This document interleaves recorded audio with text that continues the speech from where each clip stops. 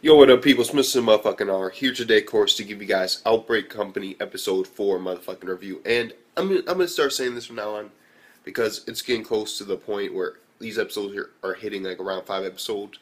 And once it hits episodes, I'm gonna stop grading it like the way I am now. Basically, like stuff being just like good right off the bat because the story's still developing. But after, like, once it hits the 5th episode, then it might be like an okay. Okay might be somewhat the new good, or somewhat like that. So the ratings might go down a little bit, but that's just because I'm continuing it.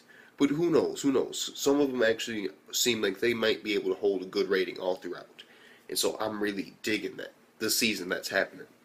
So anyway, let's get straight on to this review.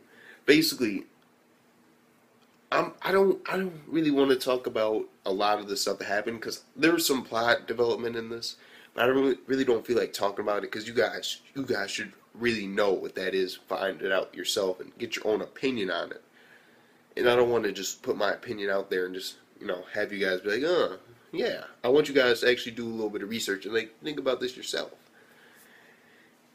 So I'm just gonna talk about a couple of the funny moments. Basically, we got Shin. Oh, I'm calling him Shin now. Fuck it. And this dude is basically teaching his class. He's like, lesson 1. Oh my god, this dude. It's like absolute territory. I'm like, yeah, what the fuck? And you just see Minori. He's just like, really? Like, what the fuck? And then basically he's explaining this to these 10th graders. And there's like this dwarf and there's a constant arrow on him, like 10 years old. And he has a fucking beard. And I'm like, damn. Damn. But there's diversity in the classroom. That's what I'm really enjoying about it, is the diversity. Because the diversity is something that's not usually something in their culture. Being with like dwarves and wood elves and stuff like that. That's not really in their culture. The humans. They treat them as like slaves or underlings. They're not really, they're under them, no matter what. But now that these kids are all in the same classroom, it's sort of like a nice little sensation. Like, like diversity. It's winning. It's winning in this world a little bit. At least with the kids anyway. And if they start becoming friends, then you got a whole new era of, nobles that, like them. And then eventually it'll spread on and spread on and spread on. And then that's how you get like a trend started. And that's how you get those diversity issues away. Basically, that's one of the main reasons why I really loved about the classroom. That setting. And so Absolute Choice, he describes him, and then number 2, no panties. And I'm like, oh my god. And he has these fucking kids chanting, these 10-year-old kids, girls and boys, chanting no panties. And I'm just like, and Minori's looking at this like what?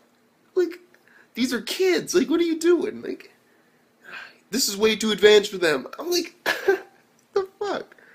It was just really hilarious. I don't know why. I was really into it. And then from there, basically he's like, lesson 3, and Minori's like, no. I got it from here. I got it from here. And then Minori gets up there, and he's just chilling, watching where Minori was. And she just like, okay, number 1, and it's like, what was it? It was like ultimate bottom or some shit. I'm like, what the fuck is this? Like, no, it was like top bottom or something. It was weird. And it's like some BL stuff. I'm like, oh, you mean homosexuality? No, boy love. I'm like, what the fuck? Like, she's just going on this rant to these 10-year-old kids about, like, boy love and shit. Like, I'm like, what the fuck? Like, really? Like, really? That's what we're going. And I thought that was hilarious. You just do Shin just looking like, really? Like, that's what you're gonna tell him about? I mean, Shin has no opinion. He has no like right to say, because he's talking about like the man side. He's talking about like the female side in some situations. And it was just hilarious. It was. And then lesson 2, she started getting out of hand. She was like, no, fuck this. Breaking it up. What are you doing? These are kids. I really enjoyed that. And then the second one that I want to talk about, of course, is the scene where they're just walking back. Because Miss Sewell, she's okay. She's okay. I mean, there was like, in the beginning, there's like a dire situation. Oh my god, Miss Sewell. And then we find out later that she's, like, right after, like, it goes all black and white, right after that, Find out he's okay, and he talks to the old man about some stuff that I want you guys to think about on your own. And what I'm really enjoying is the second part. Basically, they're walking through like their bushes or whatever, and they just see like this cat girl, and she's just painting a picture, and he's like, "Oh my god!" And this dude goes fucking crazy for furry. I'm like, "Oh my, really, bro? You're in a furry?" He's like, "Oh shit! Oh, this dude is a true oh my god, this dude! Oh my god!" And then basically, she's a spy. Capture her. And she gets captured. Well, she doesn't really put up a struggle. And he's really into her, and she knows that, and he knows that if she is punished, she'll probably die. They're gonna question her, then kill her, basically, because she's a spy. And so he's trying to get her out of it. Gets in the throne room. I want her. And then, of course, we got the princess doing her all. What? What's wrong with you? And then it's like, how big are her titties? And I'm like, and he's like, tiny. And then he brings her in. The princess actually brought her in. He's like, does that look tiny to you? I'm like, oh my god, this dude. Oh my, the princess.